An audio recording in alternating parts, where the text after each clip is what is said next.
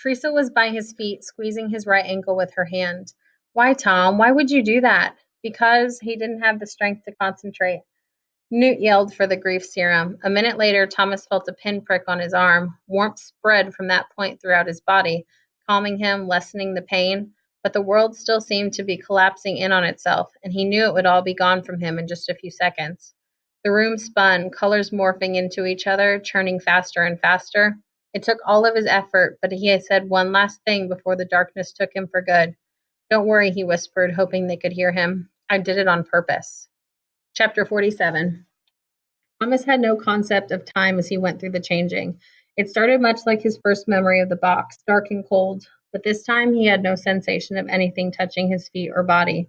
He floated in emptiness, stared into a void of black. He saw nothing, heard nothing, smelled nothing. It was as if someone had stolen his five senses, leaving him in a vacuum. Time stretched on and on. Fear turned into curiosity, which turned into boredom. Finally, after an interminable wait, things began to change. Interminable wait, things began to change. A distant wind picked up, unfelt but heard, then a swirling mist of whiteness appeared far in the distance, a spinning tornado of smoke that formed into a long funnel, stretching out until he could see neither the top nor the bottom of the white whirlwind. He felt the gales then, sucking into the cyclone so that it blew past him from behind, ripping at his clothes and hair like they were shredded flags caught in a storm.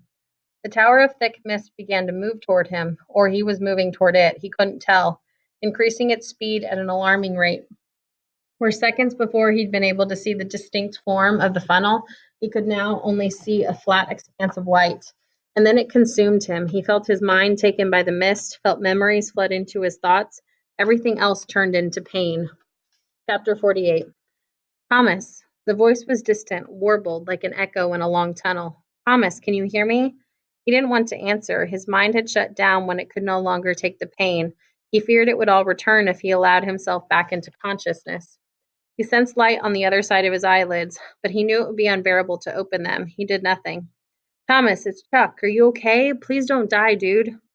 Everything came crashing back into his mind. The glade, the grievers, the stinging needle, the changing memories. The maze couldn't be solved. Their only way out was something they'd never expected, something terrifying. He was crushed with despair. Groaning, he forced his eyes open, squinting at first. Chuck's pudgy face was there, staring with frightened eyes. But then they lit up, and a smile spread across his face. Despite it all, despite the terrible crappiness of it all, Chuck smiled. He's awake, the boy yelled to no one in particular. Thomas is awake. The booming sound of his voice made Thomas wince. He shut his eyes again. Chuck, you gotta scream. I don't feel so good. Sorry, I'm just glad you're alive. You're lucky I don't give you a big kiss. Please don't do that.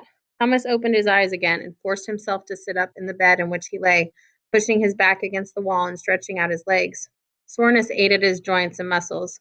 How long did it take? He asked. 3 days, Chuck answered. We put you in the slammer at night to keep you safe.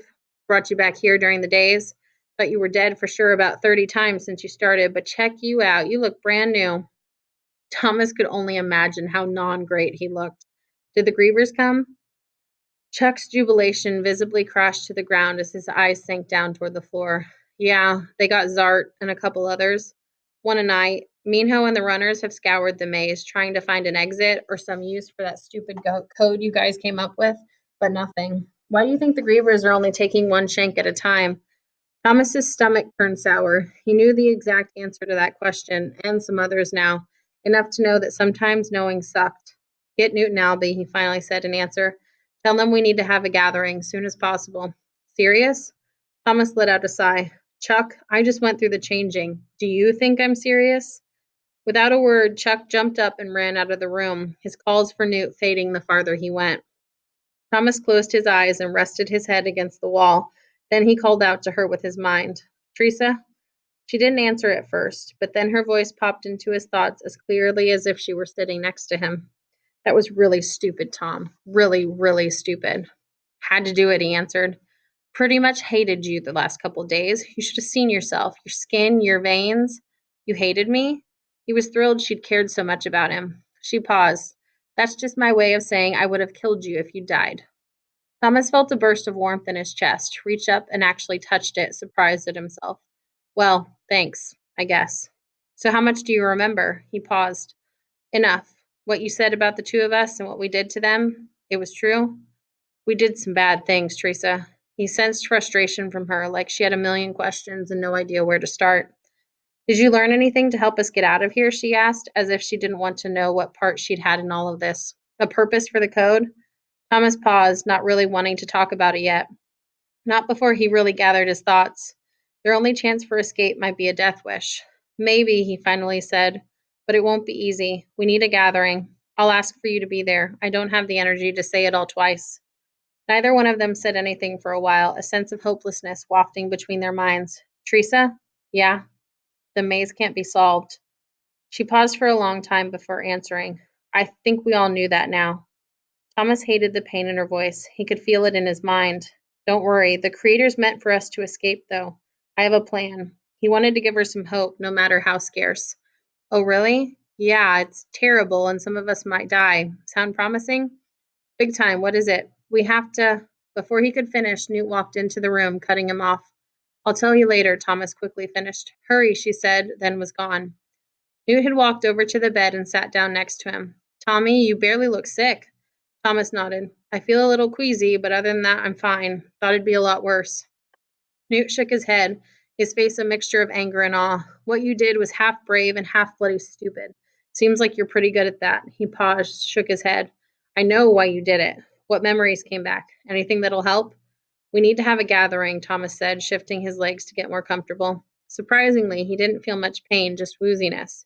Before I start forgetting some of this stuff. Yeah, Chuck told me.